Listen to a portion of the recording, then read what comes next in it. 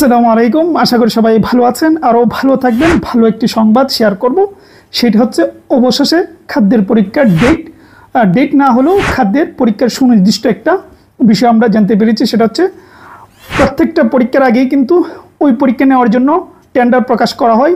বিভিন্ন কাগজপত্র, পরীক্ষার অ্যারেঞ্জমেন্ট সব কিছু মিলিয়ে একটা সংস্থাকে তারা দিয়ে দেয়। এটা যে কোনো পরীক্ষার ক্ষেত্রে হয়, বড় সড়ো পরীক্ষার ক্ষেত্রে। তো খাদ্যের ইতিমধ্যে টেন্ডার তারা দিয়ে দিয়েছে। আজকে তারা টেন্ডার প্রকাশ করেছে।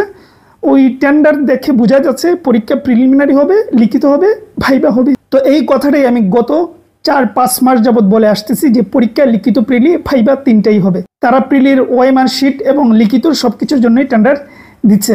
তাহলে স্বাভাবিকভাবে প্রশ্ন জাগতে পারে, তাহলে পরীক্ষা কবে হচ্ছে?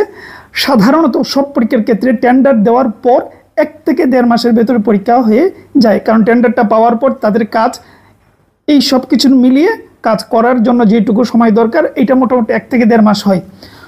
মানে খুব যদি সর্বোচ্চ হয় সেটা 2 মাস। এটা সর্বোচ্চ লাইন আপ। কিন্তু আমার ধারণা এর আগেই পরীক্ষা হবে, যেটা আমি কিছুদিন আগে আপনাদেরকে বলছিলাম জুলাই শেষের দিকে হবে।